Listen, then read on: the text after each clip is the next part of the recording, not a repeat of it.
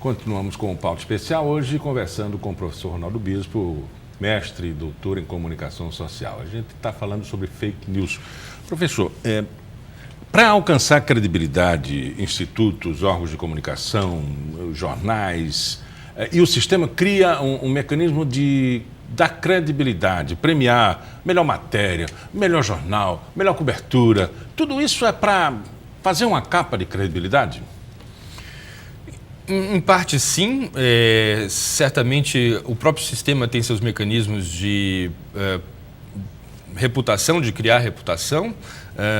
Quando você premia um órgão, um jornalista, algum tipo de caderno, você está dando credibilidade e maior responsabilidade para aquele veículo, para aquela mídia. Mas, como eu falava anteriormente, quer dizer, existe uma desconfiança com a chamada mídia tradicional ou com o jornalismo corporativo, na medida em que ele tem outros compromissos e outros interesses, além de frequentemente estar associado a um grupo político, mesmo quando não está associado a um grupo político, está associado ao mercado financeiro ou a um sistema político. Portanto, não é tudo que é noticiado da mesma maneira. A gente pode pensar em diferentes coberturas de partidos políticos, de certas autoridades, alguns que têm manchetes mais negativas, outras manchetes mais negativas. Algumas leituras que eu fiz recentemente indicam que parte do sucesso das fake news advém da desconfiança com o jornalismo tradicional. Então, como não dá para confiar na grande imprensa, vamos propagar tudo que é informação. Vamos deixar tudo mais desorganizado ainda e vamos ver no que isso dá. Então, provavelmente esse fenômeno político que a gente está vendo de dificuldade absoluta de encontrar algum tipo de referencial de liderança, de referencial político importante, também se revela na hora que as pessoas optam por se informarem. Assim, de que maneira eu vou me informar? O que é confiável? Há uma desconfiança generalizada. Nessa bagunça, o mais organizado, essa aposta política, por exemplo, não vamos votar em ninguém merece o voto, o mais organizado sai ganhando.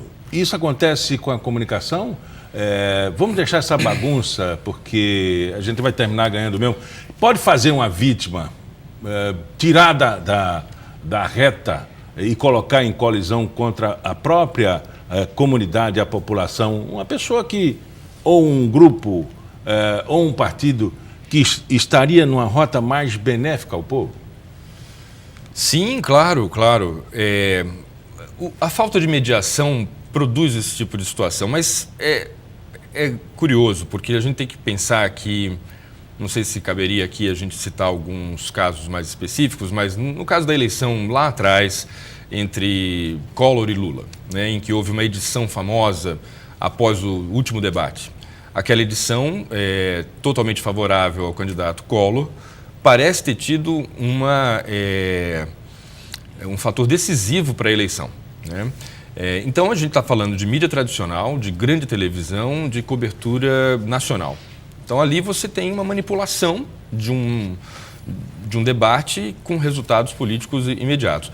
Da mesma maneira, você, de modo parecido, mas com características específicas, nas redes sociais você vai ter uma série de atores produzindo notícias contra um candidato e sem mediação. Então, a ideia é que, se aquilo está gerando engajamento, ótimo. O que interessa, por exemplo, para as redes sociais digitais é o número de pessoas que estão o tempo todo na plataforma. A ideia é que elas não saiam de lá. Não importa se estão falando verdade, mentira, e nem importa muito para quem elas estão falando, ou sobre quem elas estão falando. O que interessa é que elas estejam lá. E aí, voltamos à questão da natureza humana, que parece preferir o estapafúrdio, o banal, o estranho, o improvável, do que a informação mais razoável.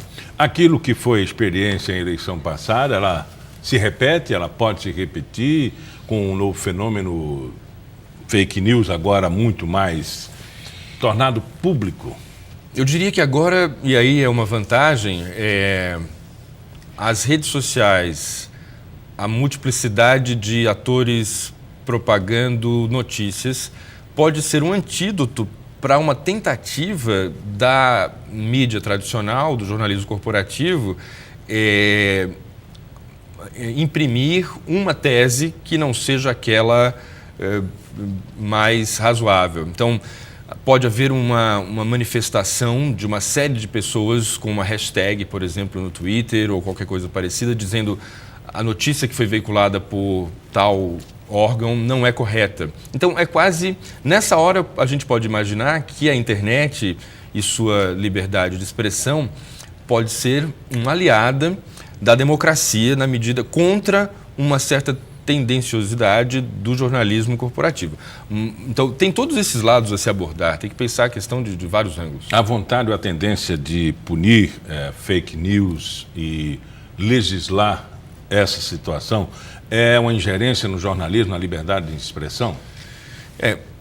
Todas as análises indicam, ou a maior parte das análises indicam, que existe um prejuízo para o jornalismo profissional com o advento das fake news. Quer dizer, isso fragiliza a notícia apurada e bem coletada, porque é essa insegurança que ela gera. Quer dizer, qual a garantia que aquilo que eu estou lendo é verdadeiro, né, na medida em que ela pode estar vindo de qualquer parte?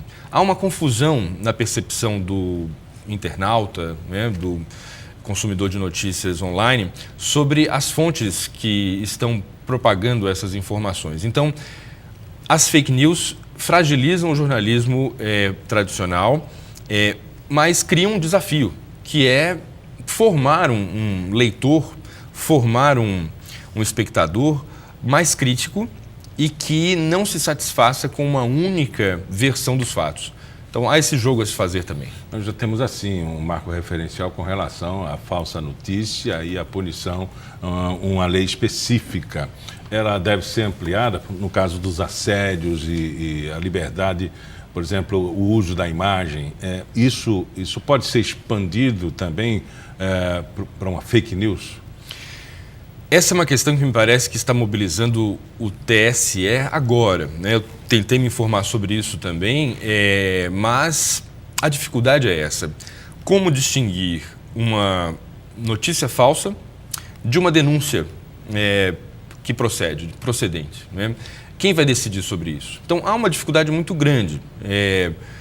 Os mecanismos que um Tribunal Superior Eleitoral pode lançar mão para evitar as fake news são limitados e eles podem incorrer em censura. Então, há um problema aí entre coibir as fake news e retirá-las o quanto antes de circulação, para que elas não prejudiquem o processo democrático, e, por outro lado, censurar uma denúncia contra um candidato, por exemplo, que é procedente, que é válida, que está correta e que pode ser justamente uma estratégia, e aí por poder econômico, para que aquilo não circule mais. Tem coisas, né, que de tanto se repetir se torna verdade, dependendo de quem diz, ela tem mais credibilidade, né, mas todo mundo conhece aquele adágio que diz, todo mundo sabe, todo mundo viu, mas ninguém quer falar.